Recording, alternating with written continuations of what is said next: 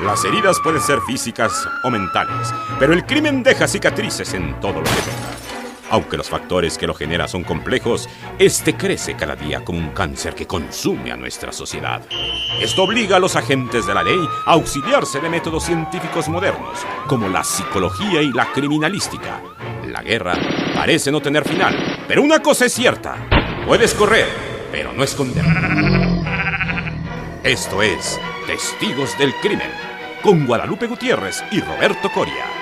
Frecuencia Cero, la otra radio.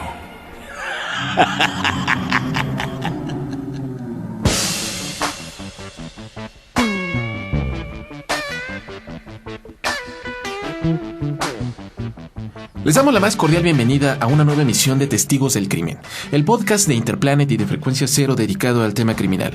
En la cabina se encuentra René Palacios Gallín y en esta mesa nos encontramos Guadalupe Gutiérrez y Roberto Coria, y les recordamos que tenemos unas vías de comunicación para que todos ustedes nos llamen, nos escriban, nos comenten hacia qué lado quiere que vaya este programa. Primeramente nuestro buzón de voz, que es el 24555099. Nuestro correo electrónico, que es info@testigosdelcrimen.com, y nuestro sitio web www.testigosdelcrimen.com. Y pues quienes hayan visitado nuestra página web, estoy seguro que ya se habrán dado cuenta, querida Guadalupe, que hemos incluido un par de secciones. Hemos incluido un glosario de criminalística y de criminología. Y como muchos de los correos electrónicos que nos han llegado, nos preguntan cuáles son las diferencias entre estas dos disciplinas. Y yo creo que es bastante pertinente que nos tomemos pues una pausa dentro de nuestra temática tradicional para hablar un poco de estas especialidades que tanto interés, que tanta fascinación han despertado. Además es muy importante porque hemos ido utilizando varios términos, tanto de criminalística, de asuntos de derecho en cuestión penal. Hemos utilizado términos criminológicos, también que competen a la psicología criminal, y a veces nos confundimos en qué es forense, qué es criminalística, qué es lo penal, qué es lo social, en fin, todas estas cosas.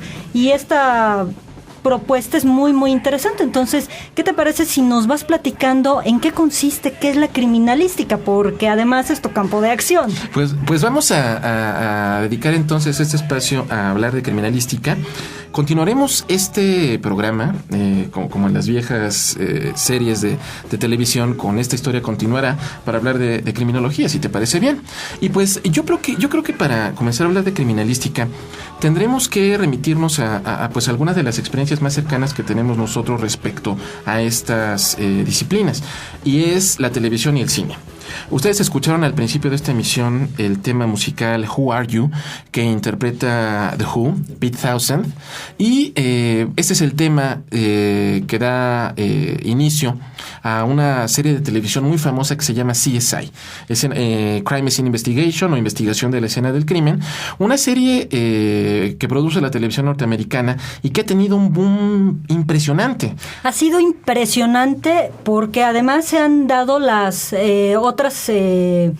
las otras entregas, ¿no? Como les mencionan en televisión, que no han tenido tanto empuje como el de CSI Las Vegas, pero que también en diferente lugar y foco tratan de lo mismo, y a fin de cuentas de lo que están tratando de hablar y de decir es que los crímenes se cometen en cualquier lugar. Efectivamente.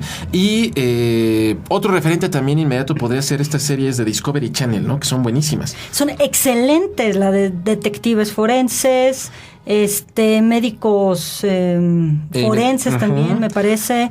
Sí, hay una gran cantidad, y es insólito esto, Guadalupe, porque en Estados Unidos la alta respuesta que ha tenido estas series de televisión han ocasionado que los chicos se interesen en estudiar ciencias forenses. Ha aumentado impresionantemente la matrícula en las principales universidades de Estados Unidos de chicos que quieren estudiar esto. Entonces, pues encontramos una fascinación por el tema criminal que de alguna manera está encauzada de una manera positiva. Y además hay una cosa, Roberto, no solamente se ha quedado en el área policíaca, que es lo que también ha venido a hacer estas series. en donde lo que se muestra es no solamente al policía que va, revisa la basura o que revisa la escena del crimen, que después nos contarás qué es eso, de qué se trata, ¿no?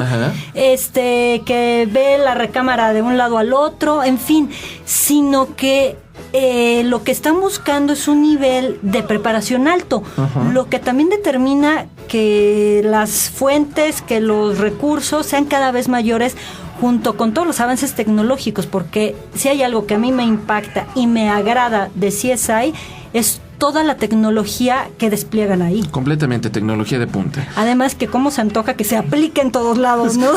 Quisiéramos que en países de tercer mundo tuviéramos todo este alarde tecnológico, pero bueno, lo interesante es saber cómo funcionan estos aparatos y pues obviamente saber que existen. Esto obviamente nos habla acerca de que el criminal cada vez tiene menos maneras de consumar sus propósitos. Pues si te parece bien, Guadalupe, vamos a hacer una pausa y continuamos hablando acerca de criminalística. Me parece excelente.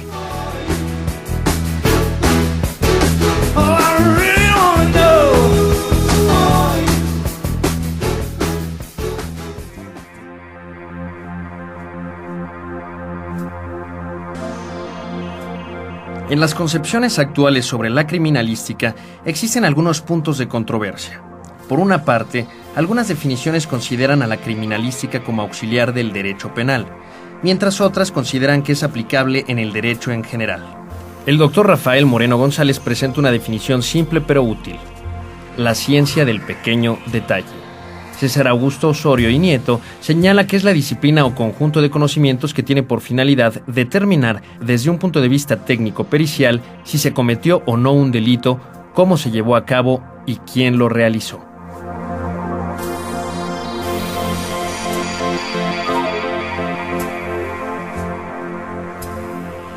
Si quieres descubrir al asesino, quédate con los testigos del crimen. ¡No te equivocaste! Esto es Frecuencia Cero, la otra radio. Pronto tendremos lo mejor de la música que a ti te gusta. Música popular mexicana, duranguense, norteño, salsa, lo que tú quieras estará aquí. Solo para ti en Frecuencia Cero, la otra radio. Frecuencia Norte, a partir del 14 de febrero. Pronto estaremos con mucho amor para ti. ¡Vámonos con esto! Frecuencia Norte. ¡Uy! Yo no quería querer. Frecuencia Cero, la otra radio. Continúa descubriendo pistas con los testigos del crimen.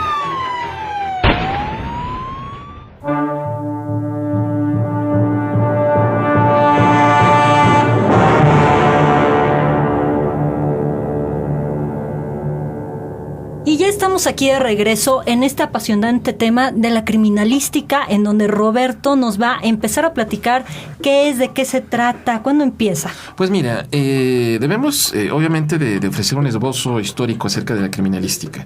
El término criminalística proviene del latín crime e inis, que significa delito grave, e ista e ica, que significa estudio o ocupación. Es decir, es la disciplina que se encarga de estudiar los delitos graves. Aunque ya en la antigua Roma, en Egipto, en China, ya existían algunos tratados acerca de la investigación de los delitos, no es sino hasta el año de 1884, cuando en la provincia de Graz, Austria, un joven juez llamado Hans Gross decide que pues bueno, ya debido a los avances de la ciencia, era imposible que se continuara resolviendo los crímenes mediante confesiones sacadas a golpes, mediante corazonadas, mediante suposiciones que no tenían un sustento válido. Entonces él decide, él escribe un libro que se llama Manual del Juez de Instrucción, que se puede consultar aquí en México en el Fondo Reservado de la Biblioteca Nacional, por ejemplo, donde establece que la ciencia debe de incorporarse a la investigación policíaca. Entonces el juez Gross acuña por primera vez este término y de ahí pues va a continuar usándose en lo sucesivo. todos los países, de alguna manera, también, como tú mencionas acertadamente, el avance de la ciencia va a ir enriqueciendo el campo de acción de la criminalística. Nosotros, por ejemplo, encontramos que más o menos por esta época, hacia 1890, 1888, 1890, en Francia comienzan a hacerse las primeras hallazgos significativos para incorporar ciencia e investigación policíaca. Resulta que un hombre llamado Alphonse Bertillon, que era funcionario de la policía de París y cuyo padre era un antropólogo muy famoso, muy conocido, el hombre dice que, yo creo que podemos hacer un archivo criminal basándonos en los conocimientos de la antropología.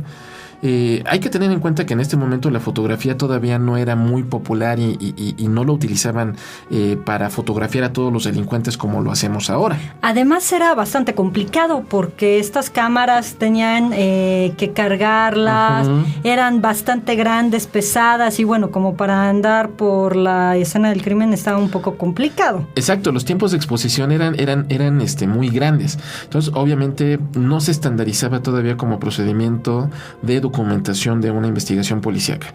Pero entonces el señor Bertillon tiene la idea de que a todo criminal que cayera ahí en las manos de la policía francesa se le iban a tomar una serie de medidas, la medida del perímetro craneal, la medida de la altura nasal, de la porción frontal del rostro, etcétera, etcétera.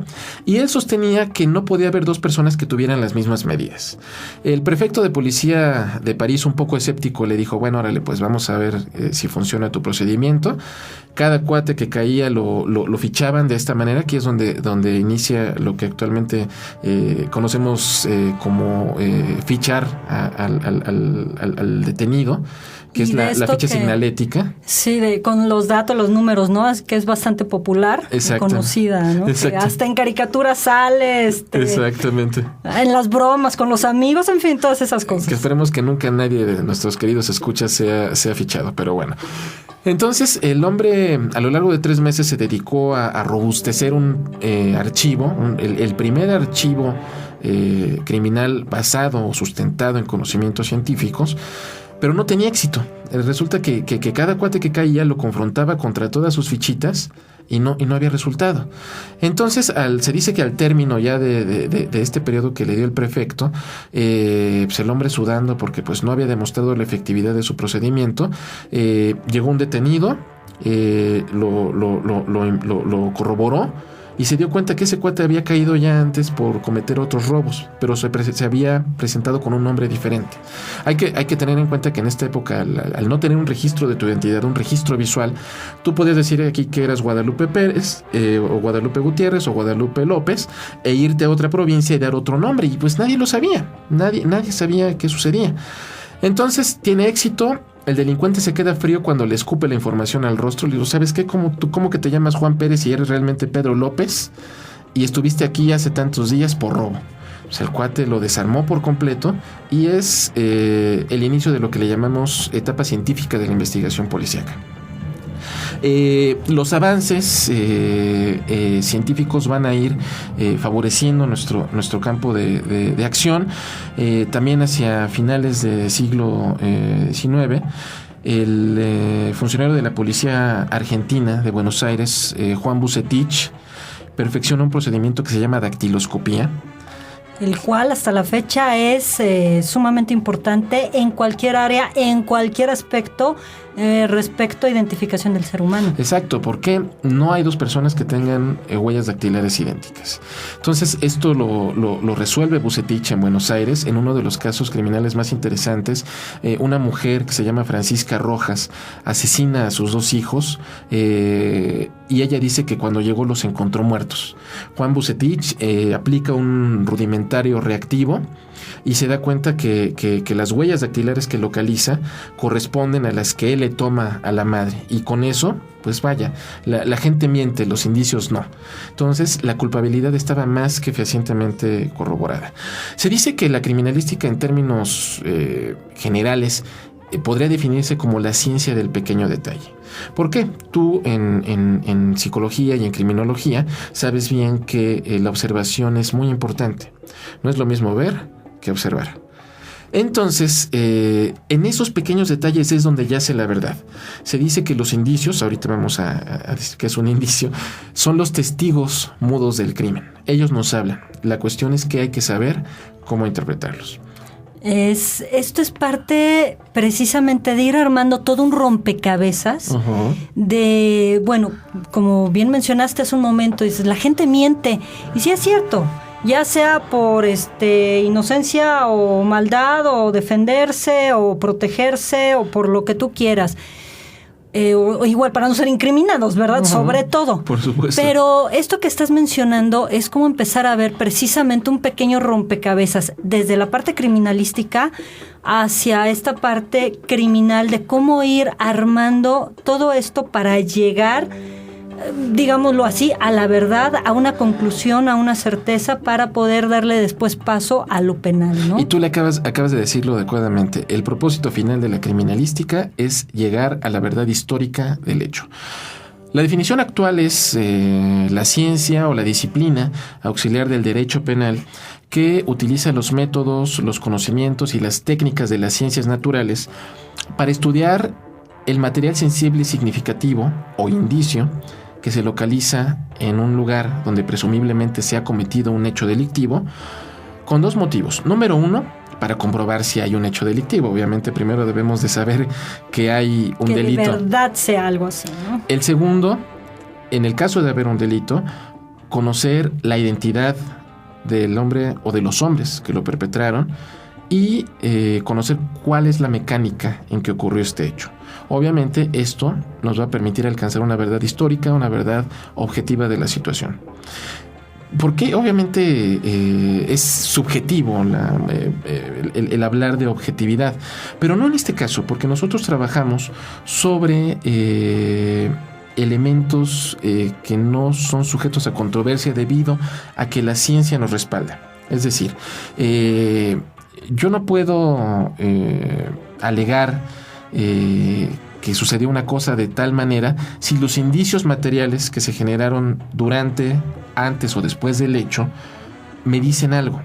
Ese es el principio que hablábamos de que la gente miente, los indicios no. La interpretación de los hechos, de los indicios, obviamente nos van a decir cuál es la auténtica mecánica en que ocurrió un hecho. Por ejemplo, si nosotros atropellamos a alguien, por ejemplo, no podemos alegar que, ¿sabes qué? Un cuate me pegó y por eso atropellé a alguien, me desvió mi trayectoria y por eso atropellé a la persona. No. Obviamente todos los indicios, los daños, los corrimientos que presenta, por ejemplo, la carrocería de un vehículo al ser impactado por otro, el intercambio de pinturas, las fricciones y demás, obviamente nos van a permitir corroborar esta situación, si efectivamente me pegó a alguien o simplemente fue algo derivado de una falta de pericia o de una pérdida de control del hecho. Sí, y todo esto que nos estás mencionando es que tenemos que ir, bueno, cada hecho va llevando su camino, su vía, paso a paso, su tiempo, que esto es muy importante también en la criminalística, para llegar así cada vez más a el acontecimiento, el delito, el crimen, cualquiera de estas cosas que se esté pasando. Pero, ¿qué te parece si vamos a un corte y continuamos después platicando de este apasionante tema?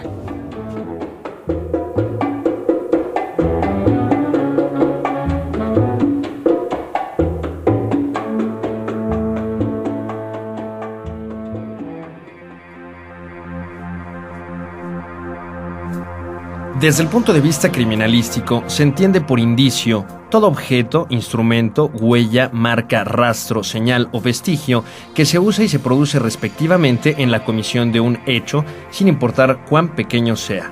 Su estudio nos puede ayudar a establecer la identidad del perpetrador o la víctima de un hecho, a establecer la relación entre estos y las circunstancias en que se consumó el crimen.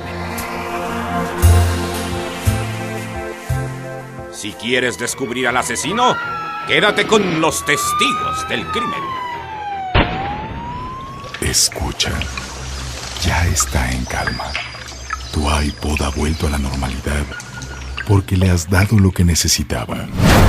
Frecuencia Cero, la otra radio.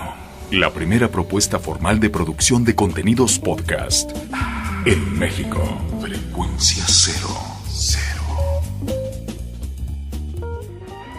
continúa descubriendo pistas con los testigos del crimen.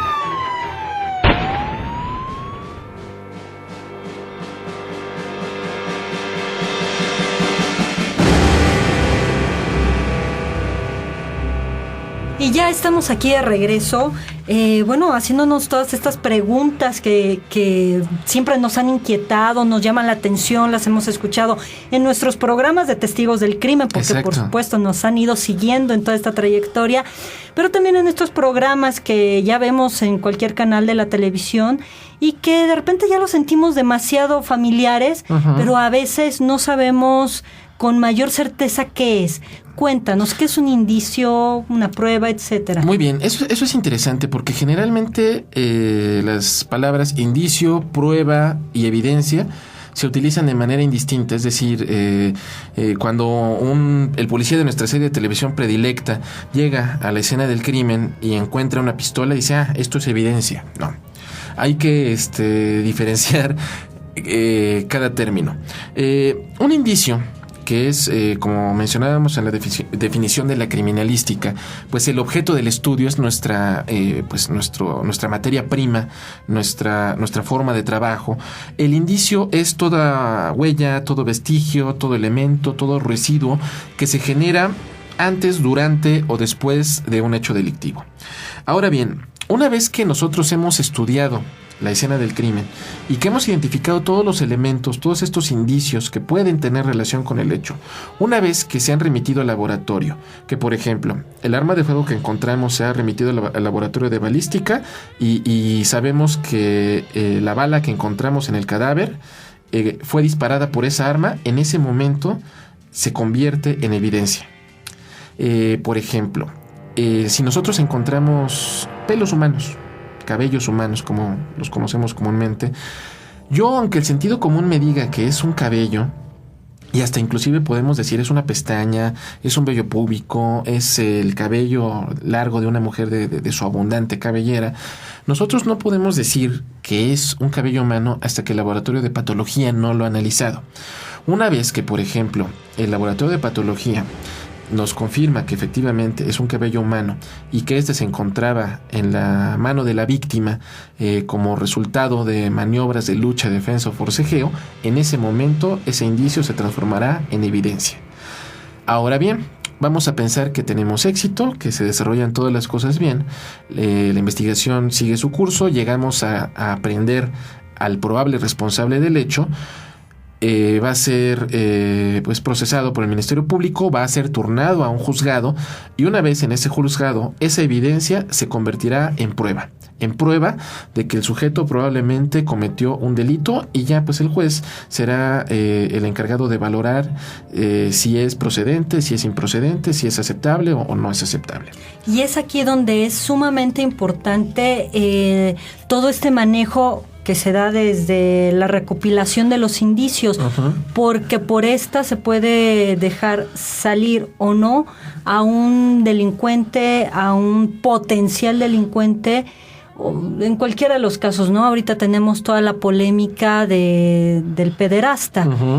Y a veces son por cuestiones así tan pequeñas, pero a la vez tan grandes. Sí, por cuestiones de que no se haya manipulado adecuadamente un indicio, por que no se haya levantado y embalado correctamente. Obviamente esto es susceptible a contaminación. De ahí la importancia de la preservación de la escena del crimen, que obviamente es el lugar donde vamos a encontrar nuestro trabajo. Comúnmente conocida como escena del crimen, como teatro de los acontecimientos, es el lugar donde podemos encontrar o no elementos que nos permitan suponer que se cometió allí el delito o que ahí se dispuso de un elemento relacionado con el delito. El lugar de investigación se dividirá en lugar de hechos y lugar de hallazgos. El lugar de hechos es donde, como hemos platicado en emisiones previas, se comete materialmente el delito y donde encontramos vestigios, donde encontramos indicios de que ha sucedido ahí. El lugar de hallazgo es lo opuesto, es como mencionábamos cuando hablábamos acerca de las mujeres asesinadas de Ciudad Juárez, es el lugar donde el probable responsable va y arroja o un cuerpo, o arroja un arma, o arroja algo, para obviamente deslindarse y eliminar todo vínculo entre él y la víctima. Esas son las dos diferencias fundamentales sobre a este respecto. Tanto el lugar de hechos como el lugar de hallazgo pueden ser lugares abiertos, como bien puede ser pues un parque, puede ser un predio, un llano, un bosque, o lugares cerrados como son pues casas, departamentos y demás. Obviamente es importante que nosotros, como tú has mencionado, manejemos adecuadamente el lugar de investigación. No debemos de permitir que curiosos ni que ninguna otra persona relacionada o no con el hecho modifique los elementos, porque por ejemplo si a nosotros nos patean un casquillo de bala, nos están privando de la manera de saber en qué posición se encontraba la persona que accionó esa arma de fuego, a qué distancia se encontraba de la víctima, etcétera, etcétera. O sea, eso ya alteró completamente la escena del crimen o el lugar de hallazgos, ¿no? Y esto lo vemos muy comúnmente y fundamentalmente en hechos. ¿Te acuerdas del caso de Paco Stanley? Y tal vez alguno de ustedes se acordará de ello, que hubo un circo de medios curiosos, gente asomándose todo para ver a Paco. Estaba ahí, además del morbo, ¿no? Sí. De que en todos lados, pero aquí como que tendemos mucho a... Se acaba de accidentar a alguien y en lugar de hacer espacio van corriendo, ¿no? Exacto. Entonces... Y, por ejemplo, el protocolo de una investigación común de un homicidio es un reconocimiento que nosotros realizamos previo de la zona para localizar pues todos estos indicios. Vendrá luego la fijación de estos mediante varios procedimientos, que la fotografía es muy importante, la fijación escrita, podemos hacer un plano, un dibujo planimétrico de la escena del crimen, un esquema tipo arquitectónico donde plasmamos todos los elementos que localizamos. Posteriormente vendrá el levantamiento de los indicios, el embalaje de los indicios y el inicio de una cadena de custodia en la cual todos estos van a ser remitidos a los laboratorios correspondientes. Si nosotros tenemos éxito y la policía judicial logra aprender a una persona, podemos comparar contra esos indicios si dejó cabello, si dejó huellas dactilares, en los casos de violaciones si dejó semen. Podremos llegar fehacientemente y sin ninguna duda a saber que esa persona cometió el delito. De ahí la máxima de nuestro programa: no puedes correr, pero no esconderte. Y si te parece bien, Guadalupe, dejamos aquí el tema de criminalística. Quedaron muchas cosas abiertas, pero las iremos tocando en emisiones subsecuentes. Por supuesto, porque este no es el único programa que vamos a dedicar sobre criminalística, ¿no? Ajá. Siempre nos queda el sabor como para saber de otras cosas, para preguntar. Así es que, por favor, déjenos sus correos, mándenos sus comentarios, sus preguntas, qué quieren saber, sobre qué quieren que hablemos. Y bueno, la siguiente emisión vamos a hablar acerca de criminología. Exactamente. ¿Qué sucede después? ¿Qué es lo que motiva a una persona a cometer un delito? ¿Quién lo comete? Lo sabremos y tú nos develarás muchos misterios. Pues muchas gracias por estar con nosotros. Les recordamos que pueden comunicarse con nosotros a través de los medios que ya conocen, y estuvimos en esta mesa Guadalupe Gutiérrez y Roberto Coria, testigos del crimen.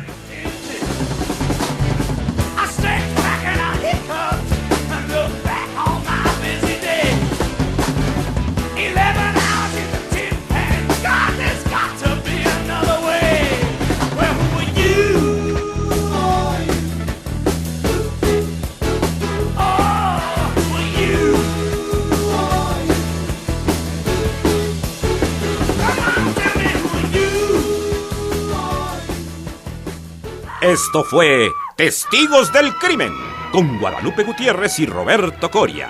Mantente en contacto con nosotros en www.testigosdelcrimen.com o al teléfono 24 55 50 99.